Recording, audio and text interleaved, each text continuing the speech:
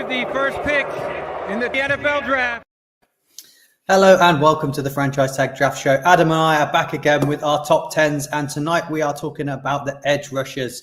Adam, this is an exciting one. There's lots of talent in here. It's quite deep for the edge rushers. Some blue chip in there as well, which is exciting to talk about. I suppose when we're talking edge rushers as well, we've had lots of debate over this over the last 3 years, maybe together. I know last year especially, it's really hard to evaluate the edge position because I know when I look at it, I look at pure edge rushers. And I know when NFL scouts and things look at it, they look at hybrids and traits and things. And it then becomes quite hard to determine which is the top 10 and where these people should land in it. Are you finding that difficult as the seasons go on?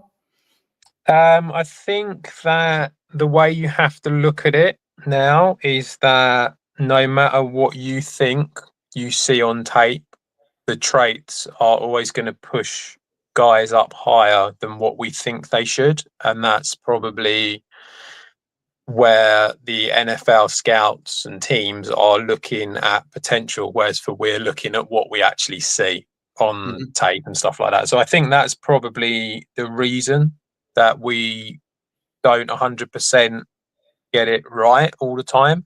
But I think it's something that you have to start. Certainly, I didn't when we first started doing it, but now I think when we finish the draft process and we do our own mock draft and all that sort of thing and decide. And I think that is something that I probably take into account a little bit more than what I used to, because it just seems to be what happens. Yeah, I know we've had in recent years, especially where I've been really hot on people and then all of a sudden you get closer to it, it's changed. But we had last year, I was super hot on Jared Verse, but Dallas Turner was the guy that was being moved up. And then the year we've also had the year Trayvon Walker, Aiden. Well, it's interesting because Dallas Turner was the one with the traits, wasn't he? Yes. Yeah. So and what I think I suppose Walker was as well, wasn't he? Really? Yeah, it was no production at college, pure traits, and then all of a sudden he managed to leapfrog Aiden Hutchinson. I think I think it was the year prior to that you had people banging on about Tyree Wilson. Okay, yeah. One of the years, and I was a little bit like, why is he leapfrogging people? I'm trying to work out who were the other people in that. He went early, didn't he? He was like 6 or something like that to the Raiders, and it felt it was the Will Anderson year.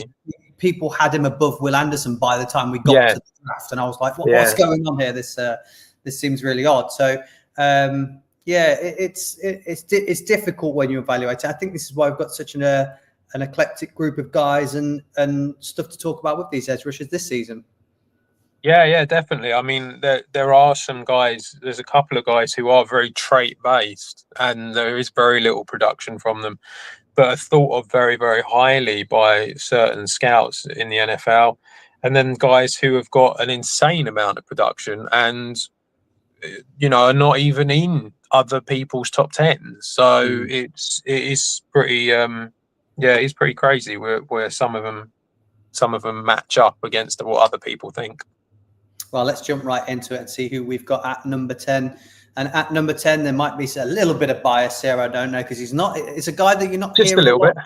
You're not hearing a lot about him. He's not in most people's top 10s, but I'm quite high on him. I've watched a hell of a lot of him. I've been watching him for multiple years now and really excited about him. And that's JT Tuimoloau from Ohio State, 21 years old, 6'5", 269 pounds. Last year, had a really good year. You can't moan at the stats if it's stats that you're looking at. 12.5 sacks, 45 pressures, 2 forced fumbles. I mean, power, strength, former basketball background, Adam.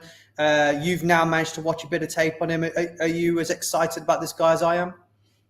I think he's a really what I like about him is that he's a very sort of clever player. He reads the game really, really well, and he does have that incredible power that will be interesting to see how that translates. So I think he'll probably translate pretty well into the NFL, and he'll be a decent, almost like a decent starter from day one, to be honest. I think he's definitely got the potential to do that.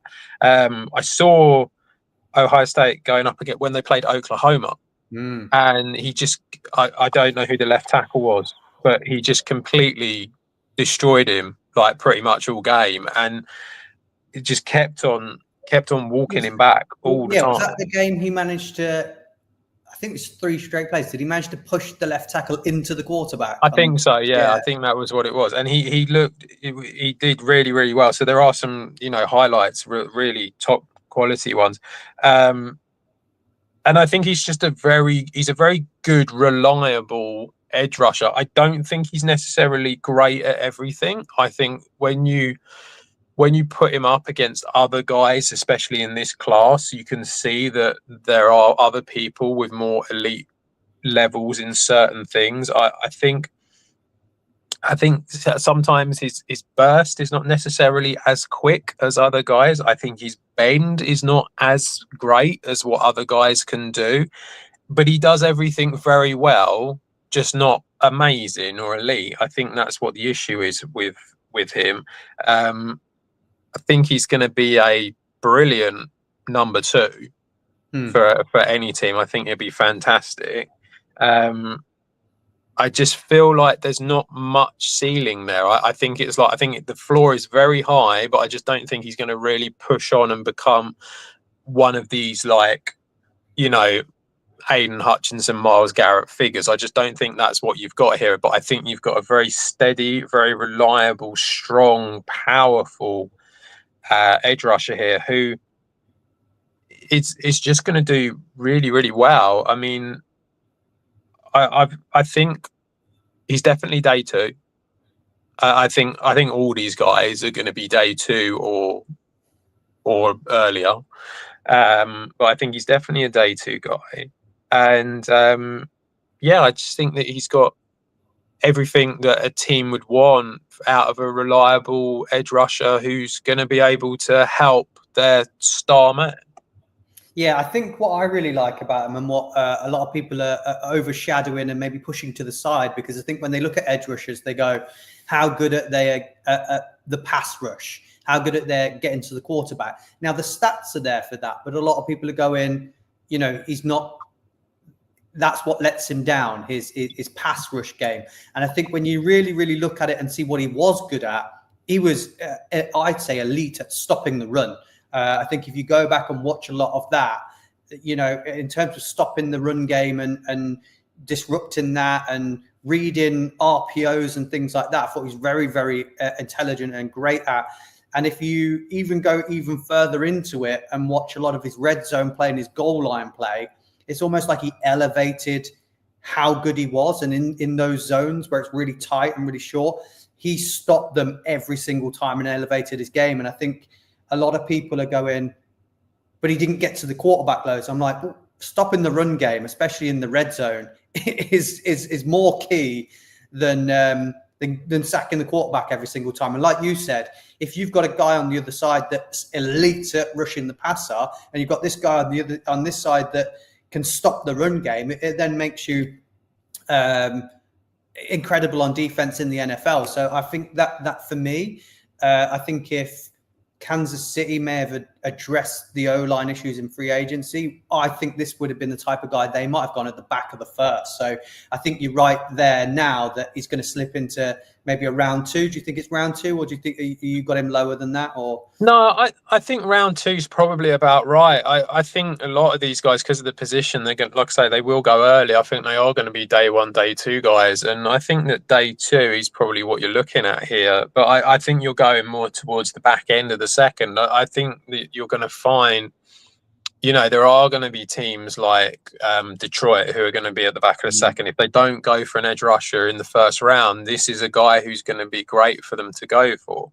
I mean, you've got Buffalo have released Von Miller. We don't know if he's going to go back or not. There's another one where you sort of think this would work out quite well to have him there. So yeah, I think there are plenty of teams that are around the back of the draft and who are going to be able to pick up a player like this, and it's he's not a bad player to be able to pick up at the back of the second.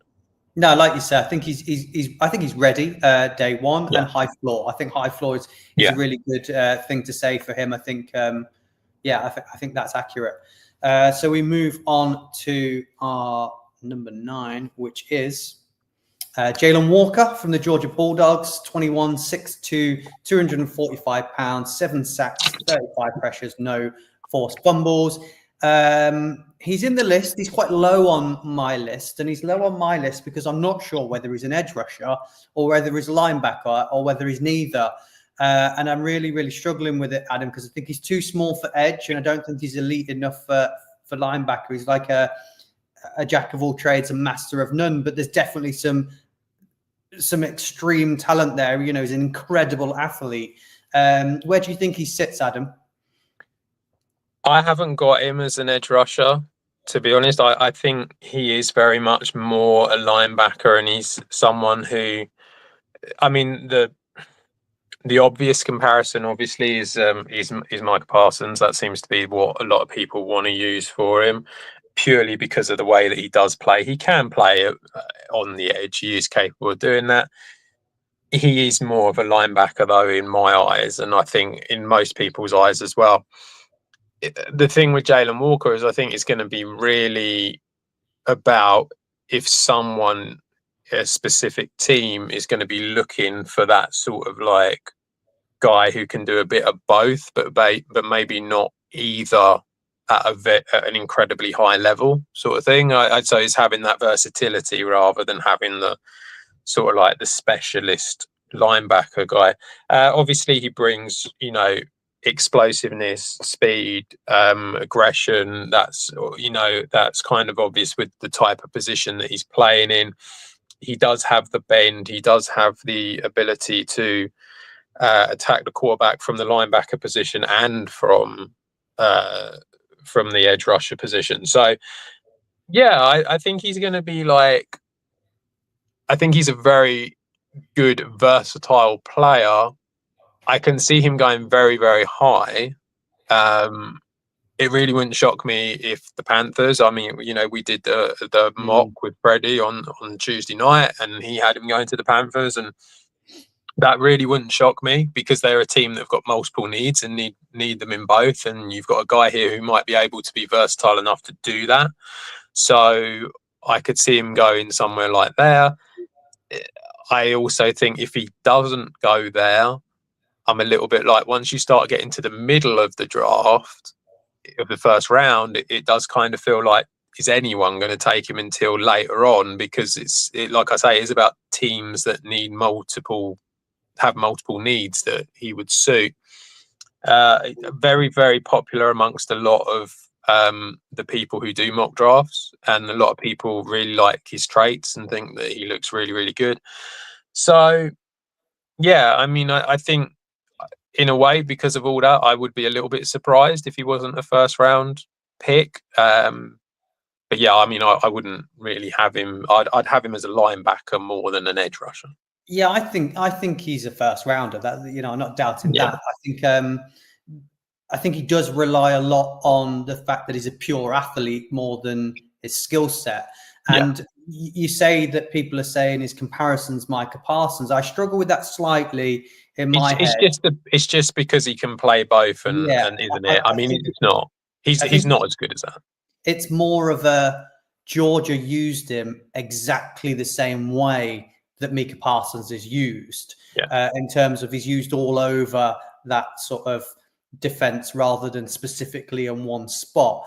I do also think that it's going to be very, very heavy on where he lands and scheme fit. I do think he's got to go to a team that either has a defensive-minded head coach or a really, really talented defensive coordinator. I think you've got to know how to use him to get the best out of him. I think if people are just going, I like the traits, you know, I think he's good, he's got the potential, but you haven't got the guy in the building to get that out of him, I think he might look a little bit lost in a team like that. So I think it's very pure scheme and team fit for him to get to that elite level that he's being projected at. So it's why I've got him a little bit lower than most people, because I'm just not sure what he is yet until he gets to the NFL. But extremely good athlete that you can't take that away from him. And there was production there. There was production at the position. So stats were there for him. So, you know, he can get to the the quarterback. So, which some people in this class didn't. So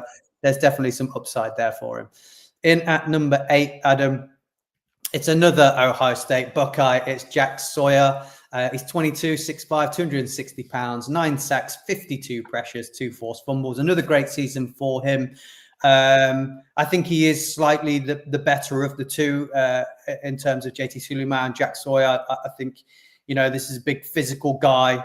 I know some teams that would love him. I think Dan Campbell would absolutely love this guy. I think he fits them well, which obviously being from Ohio State and going to Detroit wouldn't go too well. But Adam, over his time, 25 sacks, 29 quarterback hits, absolutely great in big games as well. He really showed up massive for Ohio State in big games, including that Texas game where he got the forced fumble and then returned it all the way for the touchdown towards the end of the game. So how do you feel about Jack Sawyer? It's funny because I kind of feel like him and Tuimoloau are actually not too dissimilar in respect of very powerful, very strong, great. Sawyer's a really good tackler, actually. That's one thing that his technique. He's got really good technique and really good discipline, actually, when he does it as well, and just continues to do it. He's very, very good at that, and that's probably they're both kind of like, when you watch them both, it does kind of feel like they're not too dissimilar, but that's probably the one thing that does push Sawyer higher up than Tuimoloau, because he does have that technique and that power and the ability to tackle just slightly more impressive. He's got a great motor, really angry player as well, like plays angry, and very experienced. That's the other thing. He's like over 1,600 snaps in his last couple of years. Great, everything that you want from a college prospect coming into the NFL. He does, again, in the same way as Tuimoloau, he does lack the bend. He does lack the burst that you will see from other guys in this class. But he would make a really, really good number 2, and he would be an excellent number 2 who's got that slightly more experience, because he's had so many snaps in college and he has played so much. And yeah, I think that, again, we've got a guy here who I don't think he's going to go first round, because the plays are not flashy. There's nothing particularly flashy about this guy. It's very sort of like just blue collar, angry runner who does everything. Yeah, everything you want. Does everything that you want, but doesn't burst out of the tape. There's nothing that's like going to make you go, "Oh my God, this guy's amazing." So I think he's going to be a second round guy. I think that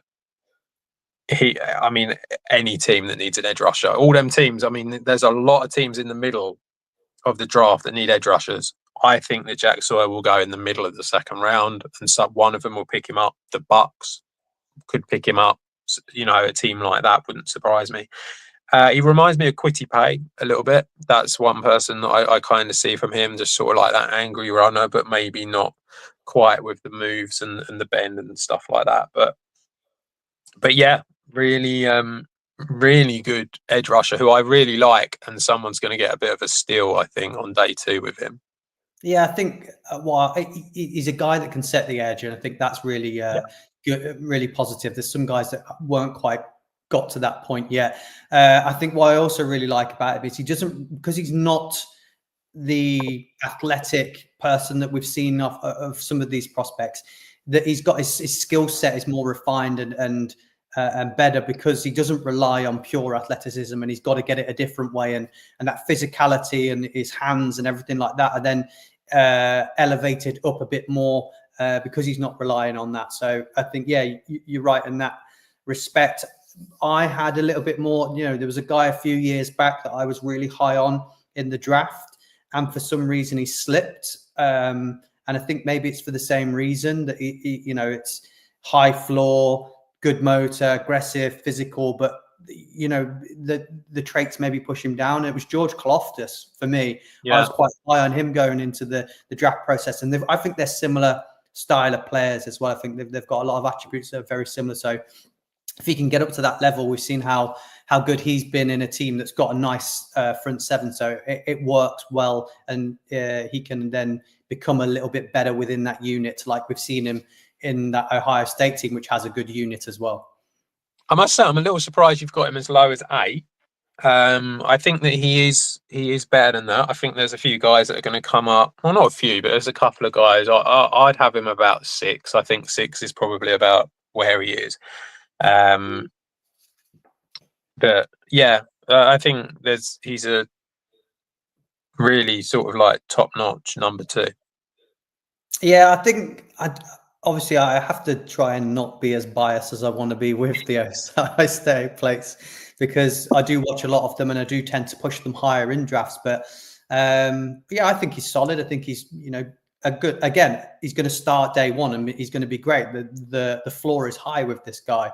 It's just one of them where you go, and is the ceiling higher with the others that maybe I've got them higher on the list. So which next up leads us into number 7 is a prime example for this. At number 7, I've got him a lot lower on my list than a lot of people have. A lot of people have got him as number 2 on their list at the moment, and that's Shemar Stewart from Texas A&M, 21 years old, 6'6", 290 pounds. That 290 pounds changes depending on when he did it as well, because I think at Texas A&M he was heavier, and then the combine he was lighter, and you know that's where he showcased all those elite traits, and then he's gone heavier again. So I don't know where he's going to be at when he comes into the league, but in terms of stats wise, 1.5 sacks last year, 39 pressures, no forced fumbles. The year prior, you'll probably talk about, Adam, wasn't much more exciting, 1.5. So it wasn't as if it was a down year from him, and we saw that production previously. Top of my notes, I just put traits. Combine, freak. No production. So I'll let you fill in all the other blanks from that. Yeah, I mean that the weight thing is a very odd thing, isn't it? Because so for the combine he was 267 pounds. That's what I've got him down as, and but he is down as 290 as well. That's what he played at. That's what he played at. So I think that we are probably looking more likely at the 290 is what he will play at in the NFL. It's difficult. I'm not a humongous fan of the combine. I feel like I'm a fan of it in respect of that you get to see all the players doing what they're doing, but I don't really feel like it changes my opinion on anything. And I think that now, when you look at it, certain guys are almost like putting themselves in situations to make themselves look amazing at the combine, and then in order to sort of like boost up their profile. I think the fact that Shemar Stewart managed to drop 23 pounds is pretty significant, and shows that obviously everything he did at that combine was probably a hell of a lot faster and more explosive than what it will be when he's actually in the NFL, and that's what's concerning. He does have, like you said, he does have loads of traits. He is an athletic freak anyway, even when he's playing, he's got great bend, he has great agility. His speed to power is really, really good. I mean, he's literally off the line and then bang, and he's got the power there. He can walk opponents back. He's very, he is a quick processor of what's going on.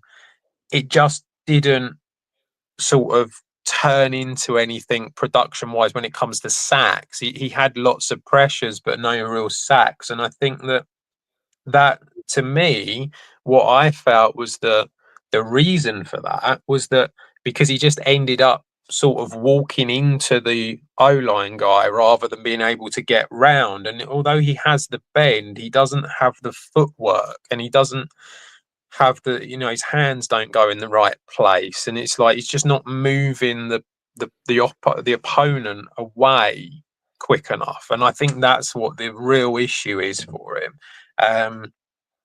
because he's not getting his feet and his hands in the right place, he's losing out on leverage. So it's all well and good being this athletic freak, but if you're not sort of like getting the technique 100% right, then you're not going to go anywhere. You're just going to hit a brick wall most of the time against guys who are smaller than you as well.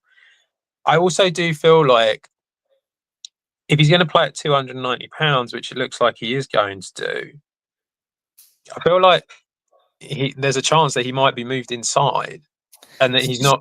Look, we haven't rehearsed this. You're stealing my questions, Adam. Sorry. Could you see him moving inside? Yeah. Well, it does make sense, because if you're playing at that sort of weight, I mean, you know, you look at all the weights of all of these edge rushers, and there's there's a couple, but like very few of them are playing at 290 pounds here. So it does kind of feel like an inside move, kind of to a certain degree, makes sense. And yeah, there's just, like I say, this is where it's difficult to get mega excited about him, because you can't see it on tape. It's like it doesn't exist, but you look at him and you can see traits and you can see that he has the ability to do things.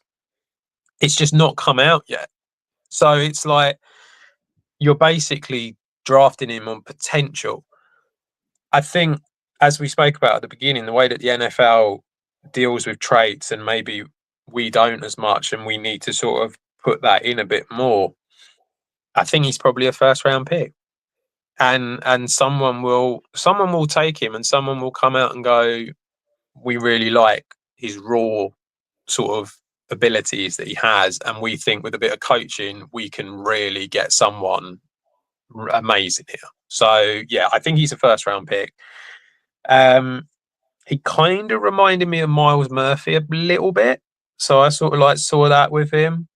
But Jermaine Johnson's another one, actually, that I kind of felt like I saw with him. But yeah, I think he's a first round pick. And whether he will be amazing in the NFL, who knows? I heard the word Miles come out of your mouth, and I thought, are you like, because a lot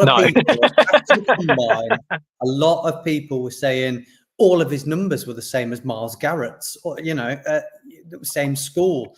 Myles Garrett had like over 30 sacks in college. There was production. I don't think you can go, oh well, at the combine they were same, so they're the same player. It doesn't work like that. I have got a question down here to ask you, but it might be more of a question for Gareth on the overtime show, to ask a coach this and find the answer out for us. And it was, do you think that if the production's not there and that all the traits are there, the NFL coaches believe that they can teach you to rush? That it doesn't matter whether there's no production. NFL coaches can teach the rush. I think I heard something of someone saying that Owe and Ajabo and Walker were players that they didn't think they were great, but they had the ability of going, we can teach them the rush. And I think it worked. Baltimore have obviously got someone there that can do that because it's worked for them. So do you think that's how they look at it? Yeah, I think that pretty much. I don't think it's just the rush either. I think that this is why guys with traits go so highly. I believe that coaches just think they can mold anyone into what they want, basically, as long as they have certain physical traits about them, dependent on whichever position they're in. So I think that they will look at Shamar Stewart and they will just go, look at this athleticism he has, look at the fact that he has this speed and this power. Yes, he hasn't had much production. Yes, it's all very raw, but that doesn't matter, because if I can get hold of him, then I can create this monster, basically, is what it is. And I think that's something that you probably find with a lot of coaches in a lot of sports, because they just have the confidence that we can do something with this guy. So let's get him in and let's take a chance on him, because if we can do it and we can, then the sky's the limit. But if, even if we can't, well, it doesn't matter, because at least we took You'd rather take that sort of like, I think this is where you're seeing like the likes of Jack Sawyer will drop down, because it is a little bit like he's the reliable guy. There's not really a great deal to do here, but this is the level. Mm-hmm. If we can get Shamar Stewart and we can coach him, then that's the level. And that's the reason why they take the gamble on it. Well, Adam, if you did put the tape on to watch Shamar Stewart and you were watching Texas A&M and you were like, yeah, I'm enjoying the tape because I can see someone else producing on that tape. The guy for me that had better tape at the Texas A&M Aggies was Nick Scorton, 20 years old, 6'4", 285 pounds, 4 sacks, 34 pressures, and a forced fumble. Again, this is a guy that when he played at Purdue, which he was great at Purdue, absolutely fantastic, really good. That's Big Ten football as well. So, you're playing some absolute great players in that as well. He played a lot lighter than the 185. So I think Texas maybe like their players to be heavier, put a lot of weight on to play for these guys. And I think that may be why the production maybe slipped slightly from what he did at Purdue, because he was asked to play at a higher weight and play a different game. I don't know. But there was a lot of buzz about it when he went to Texas A&M. I know me and Alex on the college show, we brought him up several times during the season of saying like, this is the guy. But yeah, if you put the tape on, his tape is better than Shamar Stewart's tape. He was first team All SEC as well. So, and he had a 22% win rate on his pressures as well. So it's all there for this guy. He played really well at LSU against Will Campbell. For me, I thought he had a really good game against him. So, why I've seen this guy not on people's top tens. I've seen him dropped completely. So he's got 3 down ability. So where's it gone wrong for Nick Scorton? Why is he dropped off the radar? I think, like you say, the production obviously has dropped significantly during his time at Texas A&M. He was really, really good at Purdue in 2023. It's difficult. We've got another guy, as you say, regarding the weight. When he was at the combine, he ran at 257. And yet here you're the other way around with this guy. I think he'll play at a lighter weight. I think he'll play at the weight that he played at Purdue. I think if I'm him, I'm going, I felt better, I played better, I'll play at the lighter weight. Yeah. So Shamar Stewart will play heavier. Yeah, it's difficult because obviously, like, you look at the tape and you see a guy who's just not very twitchy, not very agile, but a lot of that is Texas A&M tape. And you look at the Purdue one and you go, he's got an explosive first step, brilliant spin move that he uses regularly. Kind of needs to get a few more moves because he does just use that quite often, but it's still really good, really great motor, and he's only 20. So there's loads of positives. The problem is a lot of it was in 23 and not in 24. So it's about whether or not teams are going to be willing to basically go, he just didn't have a particularly great production season at Texas A&M, and we've come up with reasons as to why that is. So you feel like he should be given the opportunity to sort of move on. He got absolutely schooled by Membo against Missouri, absolutely destroyed by him, and obviously that is a little bit of a concern. But again, that was playing for Texas A&M at a heavier weight. So I think he does have all the right things that you need. I think you have to forgive the last year and his time at Texas A&M. That is probably why he's dropping down boards, because it is one of them things where you do just sort of think he's obviously struggled with the move, as in like to adapt to working to being at Texas A&M. So what happens if he struggles when he adapts to the NFL team that he goes to and stuff like that? So I think there are concerns regarding him, but I did like him. I think he looks good. He reminded me of Will McDonald at the Jets. I think that was my comparison for him. And he managed to squeak into the bottom of the first round, didn't he? He did, yeah. I don't think he will. I think this guy's a second round guy. I Mhm. don't think he's going to make the first round because I think a lot of teams are just going to come out and go. It's weird because obviously he doesn't necessarily have the traits as much as Shamar Stewart, and he doesn't have the production either. So it kind of. I think he's got the production. I don't think Well, that he's got the production for Purdue, but not in the last year. You see, this is the. I don't think the production is not, like I say, the tape at Texas A&M is better than Shamar Stewart's. You know, he still had 4 sacks and 34 pressures. Yeah, he did. No, It's just that I it think the wasn't. Like I problem say, is. it was first team All SEC Yeah. last year. Oh You yeah, know, I mean, look, we're kind of like splitting hairs here. I mean, they're all really good edge rushers, kind of thing. But it's just that fact where it's like, I think people are just going to look at him and go, "Well, he hasn't got the athleticism that Shamar Stewart has," and I think that's the problem for him. So I think he's always going to be seen as the number 2 guy for that team, and that will probably knock him down into the second round.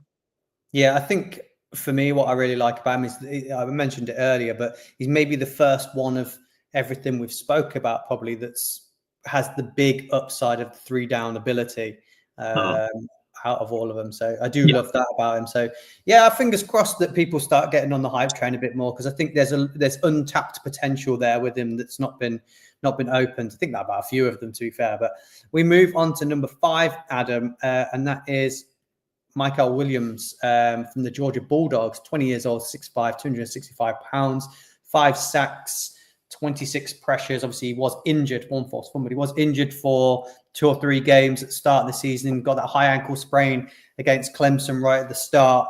Again, this is another traits guy, isn't it? It's traits, it's explosive, it's tools. Lots of people are really high on him. And, you know, if you talk to a lot of people, that they've got him down as well as their second or third edge rusher in this draft. What's your thoughts on him? Are you high on him, or are you a little bit lower on him like I am? Yeah, I'm a little bit lower on him, but I have more interest in him than Shamar Stewart. And the reason behind that is because although the production isn't necessarily there, from what I saw an elite run defender like that. So at least I saw that he had the ability to really sort of like be very, very good in one specific area. And he's incredibly powerful, really, really good hands. He's got the technique there. So he's got really good hands, creates leverage just naturally, which means that he has the ability to collapse the pocket. And also he has really good lateral movement as well. They were the things that I kind of like noticed, and I just sort of thought, actually, you do that one thing very, very well. So from that perspective, I think to me he's worthy of going higher than Shamar Stewart is. The biggest problem for him is that he doesn't affect the pass rush at all. He just doesn't. And he had an 11.6% pass rush win rate.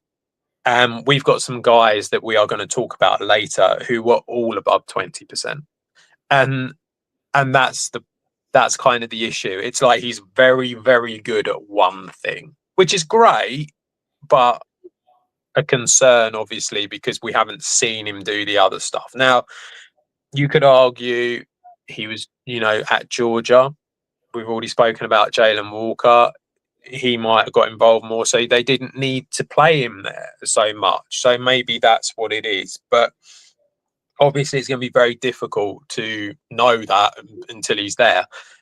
He's never played a full season. He's always picked up some form of injury, which obviously is a bit of a concern. But yeah, I think he's a first round pick. I think people pick him first because of the traits and because he is very, very good at being a run defender. I think he's really got that about him. And so there will be a team out there that will come out and go, we need a run defender. This guy is legitimately one of the best ones in this draft, if not the best like out and out run defender. And we can help him get better when it comes to the pass rush. But Yeah, I mean, he has limitations, I think, but I think a lot of people like the traits. So yeah, I would have him as a first round pick. Yeah, I like that George managed to move him all around the D line as well. I think that's Yeah. an upside for him above some of the other guys. I do think he'd quite like to play Texas every week because that's where all of his sacks came from. I think 4 of the 5 sacks came from those 2 games. My worry with him is, again, this has got to be a guy that goes to the right team. Because I feel like for me, he's not a day one starter. I feel like this guy needs some time and he needs to be a bit of a project, and you need to mold him into the player you want him to be. So whereas we said Tulimuau and Sawyer, could start day one and be good and solid, I don't think you'll get that from this guy. I think he needs time, and he needs to be molded into the prospect that he could be. If he joined all of his mates at the Eagles, I think he could be dangerous, and because he wouldn't have to be on the field 24/7 and can learn and be there. But I think he'd be well gone before they get the chance to pick at him. There's teams prior to that do have the ability to take him on and mold him. I do think if you are looking for an edge and that's a main need that you're really lacking, I don't think this is your guy to put your eggs in your basket on. Yeah, I mean, he is only 20 as well, isn't he? So, he's got plenty of time on his side. I think that's probably a fair assessment. Unfortunately, I think teams will think that they can, and so he will go earlier. It's that very weird thing with the NFL. All players that need time, they normally have traits. So we pick them early and start them straight away, and it doesn't work. Very sensible. In at number 4, Adam, this might be the highest you'll see him on anyone's board. It's because I'm very, very high on him. I thought he was absolutely fantastic. That is Princely Umanmielen from Ole Miss Rebels, formerly of the Florida Gators, 22 years old, 6'4", 200. I think he's a bit older. He might be 23 already, actually. I think I've got the age wrong on that. 255 pounds, 11 sacks, 55 pressures, 1 forced fumble. He was absolutely great at Florida, and he was even better at Ole Miss. You talked about win rate, Adam, on pressures. 23.4 for this guy. So you obviously like it. Length is great. Strength is great. He's good in the run game, and he's got a lot of pass rush tools in the box. Adam, why are people not loving him as much as I am? Well, you're crazy, so that's why you love him as much as you do. But he does have a lot of good things going for him. I think there are some concerns. I only saw an inside counter move. That was pretty much all I saw. So I don't know if I've just missed other things, but that obviously needs to change. He doesn't get away from tackles quick enough. That's a real big issue I found. He gets caught sort of like latched on, and that was something that I wasn't overly keen on. And just technically the way he plays, his pads are high. So I think they're reasons as to why he may have dropped down a little bit. I thought he was all right. I didn't personally myself. I would prefer a Jack Sawyer over this guy. I think that he clearly has great speed, great off the edge, has that burst, can play with power, can play with finesse. His inside counter spin move that I mentioned is amazing. He's really, really good at it and does very, very well because he has that change of direction speed that is just, incredible to see a guy of this size being able to do that sort of thing. And I just think he reads the game very well.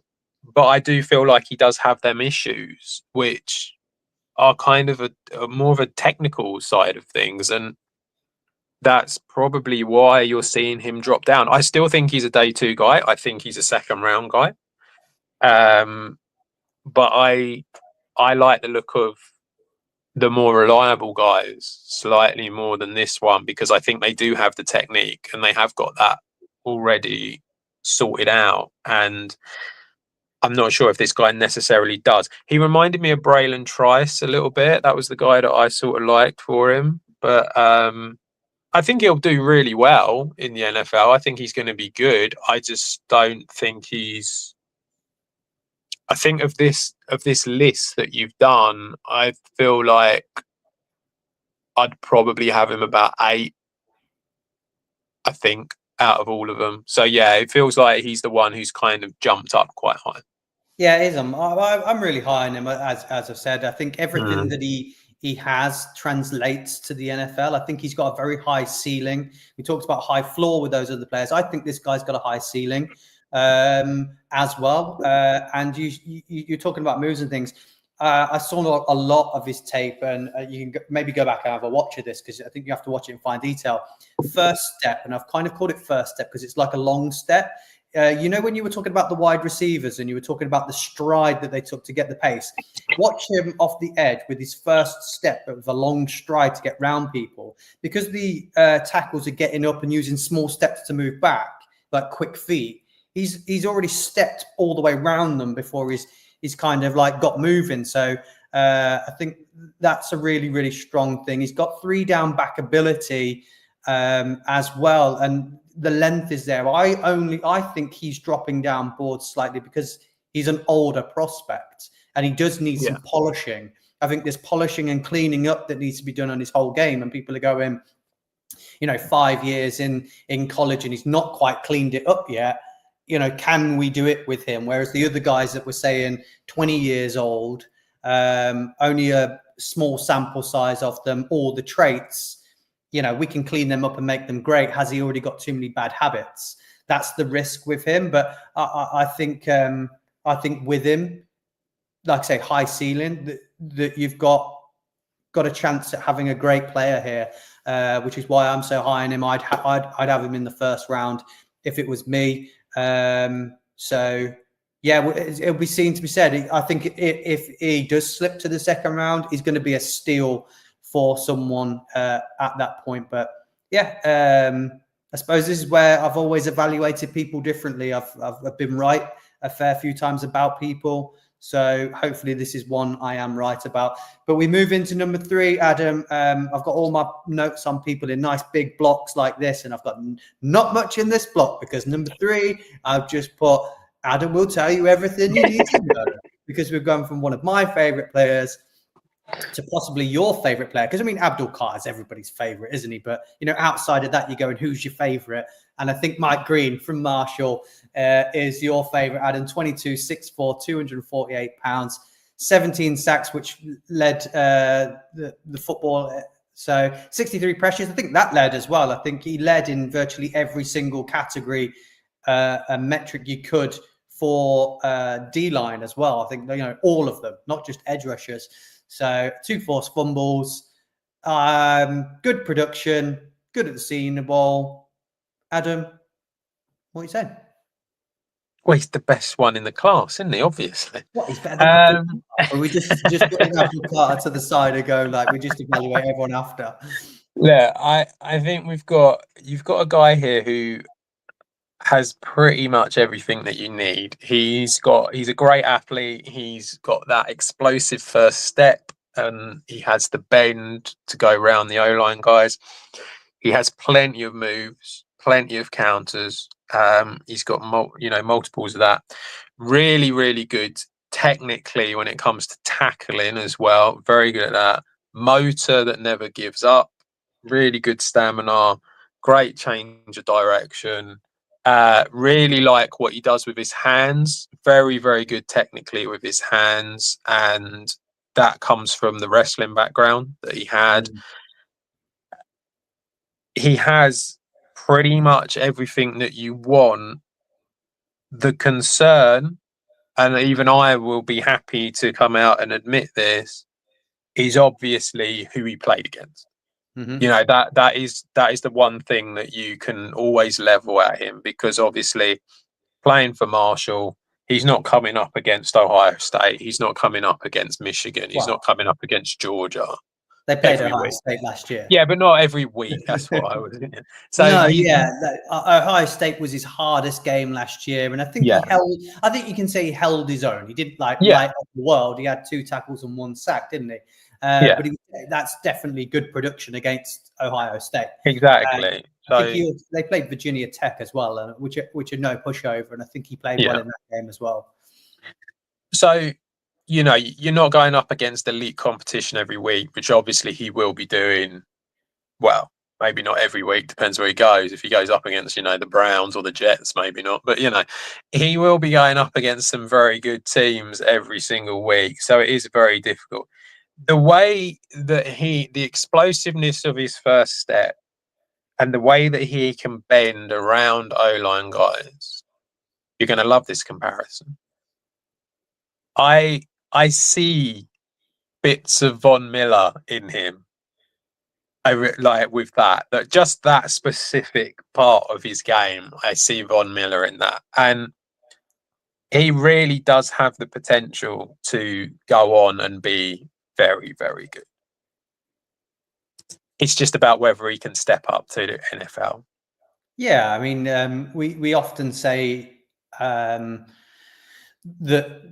the competition wasn't great. He didn't do it, but you've alluded to the Senior Bowl a little bit for him. Obviously, he was the last person to be invited to the Senior Bowl, and that is against the top players, essentially. Yes, I believe Josh Connolly did not have a particularly fun day going up against Mike Green on that particular day. So, I mean, you've got one of the top O-line guys in this year's draft who basically got put on his arse quite a lot.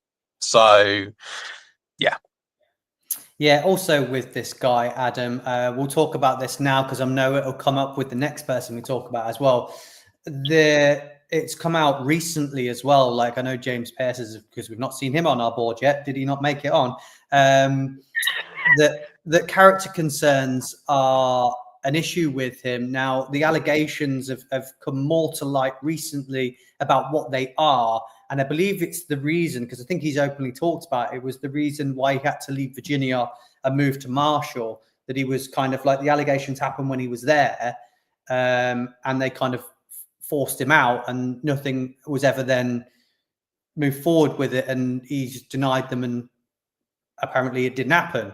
So, and then all the reports from Marshall are he was great in the locker room, he was great on campus, he was a really nice guy, a genuine guy. So you look at all the reports from Marshall about how good his character is and how amazing his character is, and there's this one issue that he had at Virginia before he went there that's obviously caused all the problems. Do you think this will affect his stock? Do you think he's going to drop down boards like people are projecting?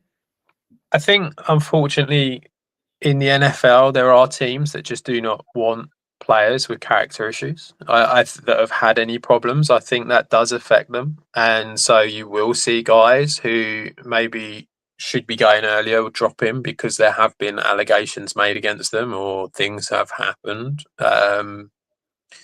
We've seen it multiple times, haven't we? I mean, it happened with Jalen Carter a couple of years ago.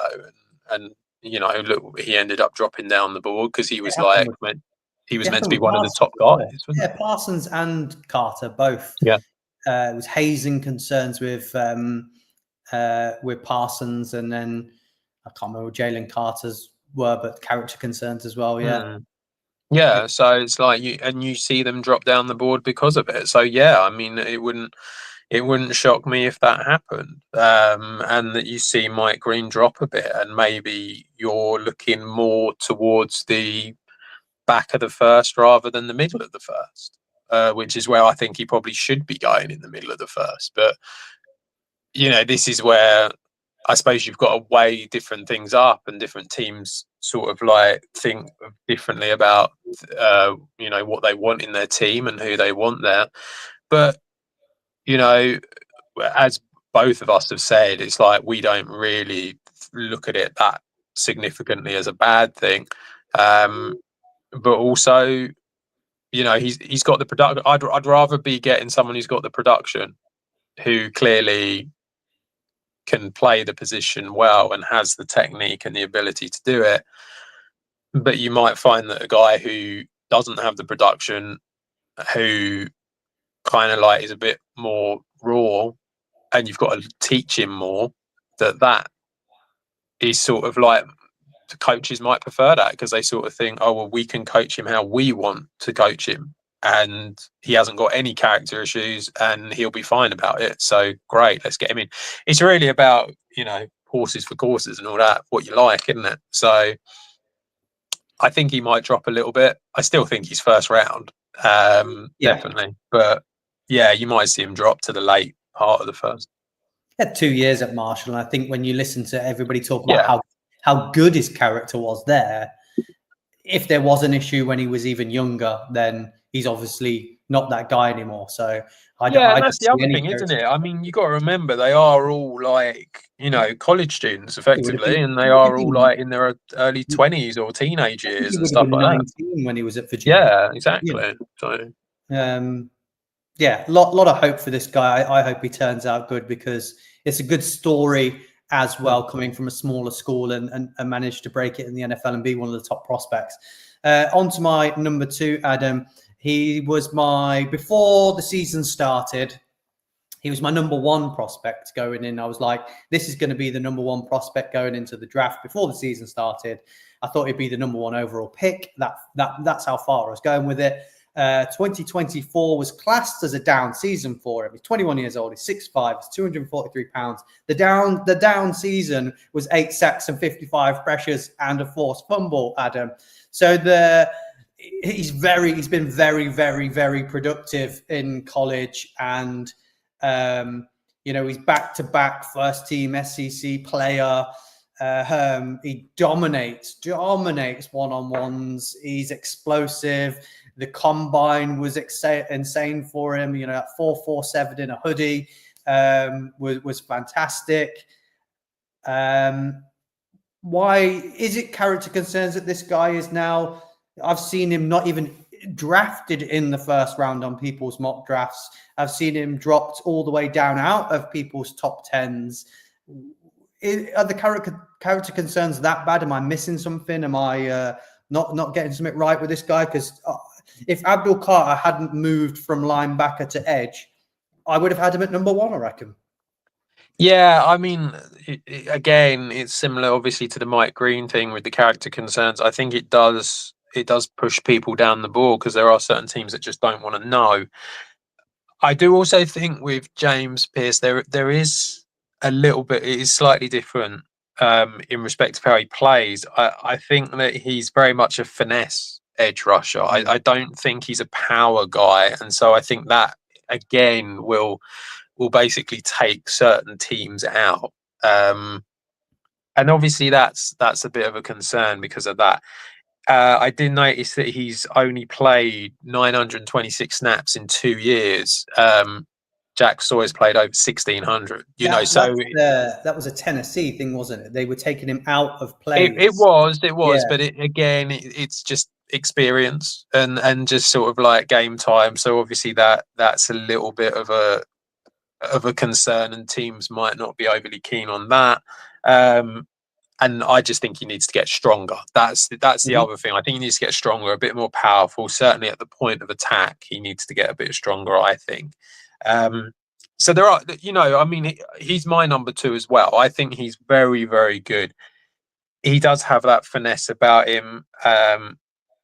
He kind of reminds me of Jalen Phillips a little bit out of Miami. Jalen Phillips. Yeah, I think people will come out and talk about Liatu Latu because of the finesse moves and stuff like that. But yeah, I think he's very good. I think he's got really good timing, explosive first step. Saw that with the 40 drill. Really clever player, makes little adjustments and can see what's going on very, very quickly. Got that change of direction so that he can then sort of like manipulate the them changes, and just to a certain degree, almost like because he has that quickness about him, can confuse the opponent. And so in a way, it's a difficult one. You want him to put more power on, but then if he puts more power on, does he then lose that ability to have that sort of quickness and speed? It's so hopefully he doesn't. You'd like to see him put more weight, more power. But yeah, I think he's very, very good. He's my number 2. I think he should be going, I don't know, whoever the first edge rusher team, needy team, sort of around 12, 13, that kind of mark. I mean, if the only one, sorry, the top 15 prospect essentially. Yeah, absolutely. Yeah, I think we've got a top 15 guy here who should be going top 15. I don't think he will. I think he will drop further down, and I actually think you've got more chance of Mikael Williams being a top 15 prospect than this guy, and I think that's just because of traits and just this guy's got character issues, and yeah, I think that I think teams will take that into effect. So unfortunately, I think he will drop a little bit further down. As long as he doesn't go to the Eagles, I don't mind. Yeah, I think when you're talking about this and we talk about traits, though, I think you could label this guy as having elite traits and elite production. He's the first one of this that we can say that he's got both. I don't think you can say his traits aren't quite elite. He is elite at some things. Yeah. It's not like he's good and he's solid at things. There's stuff you go, no, he's elite at that. He's good. Yeah. You were talking about percentages and in terms of, he's well over the 20% mark. But when it's one-on-one, it's over 30%. So, if you're looking at that as a stat and you like that, then guys are going to have to put two people on him in the NFL if this is the case. If people can't mark him one-on-one, he's going to cause some problems. The big knock on him in 2023 was he was no good in the run game. So we are looking at a pure pass rusher, which I do like. But I think PFF had a grade of 60 on him in 2023 in the run game, and it went up to 80 something score in this season. So he showed that in 2023, when we were talking about him being edge rusher 1 coming into this draft, that his knock was, the run game. Well, he's improved that, and he's now ticked that off and said, look, I've shown I can improve that. So I think with traits, with production, with improvement, I also don't think he's fully hit his full potential yet, because he was in this weird rotation system where Tennessee didn't want their best players on the field 24/7 for some bizarre reason. I think there's still more to be had out of this guy. So yeah, I think people are crazy if they don't take him early and they pass on him because of character concerns. It seems to be an issue, doesn't it? It's just teams do take it seriously, and they do just go, yeah, we don't want that. We're not going to deal with that.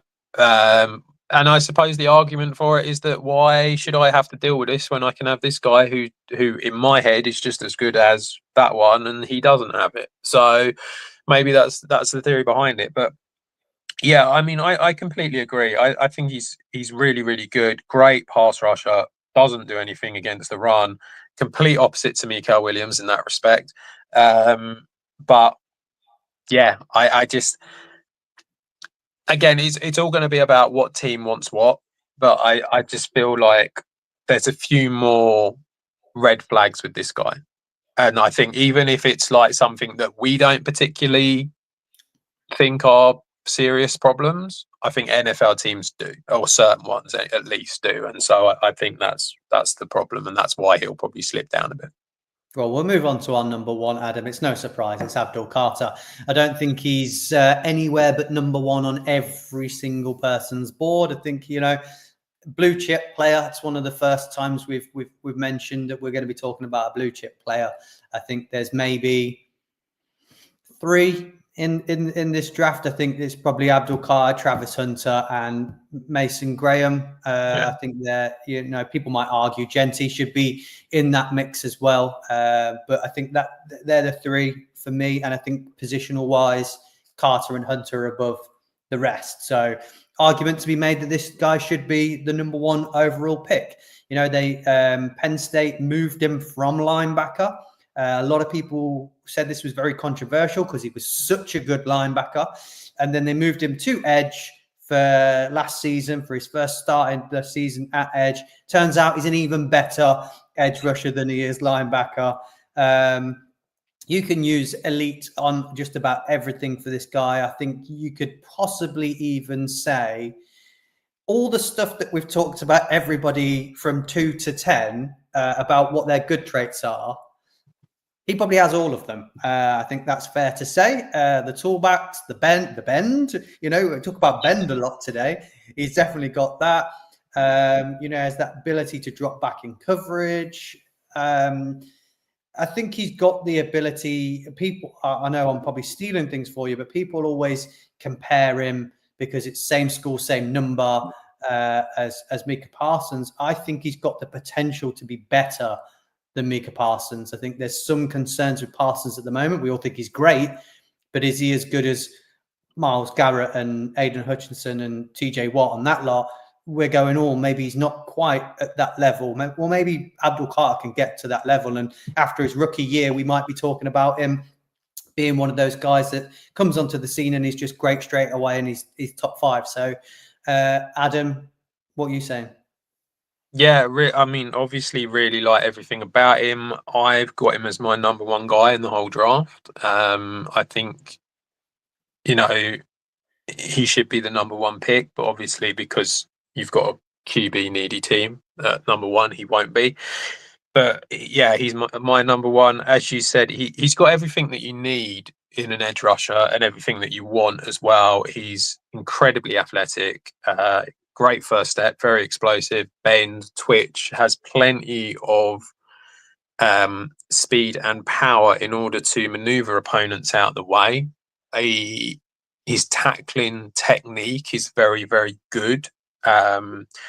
Obviously, he has that off-ball linebacker experience as well. So you've got a guy who is elite in both positions here. And that's the difference from him and Jalen Walker, where Jalen Walker is, very good off-ball linebacker, but not much at edge. Whereas for this guy, is like elite at both. He plays incredibly sort of angry. He's got great toughness about him.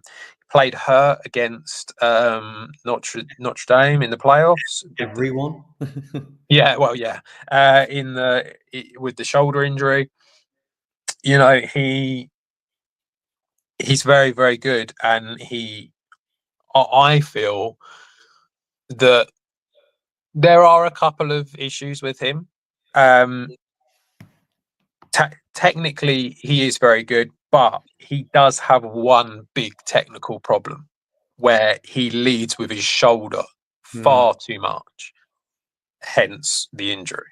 Because that is something that he really, really needs to get out of his game.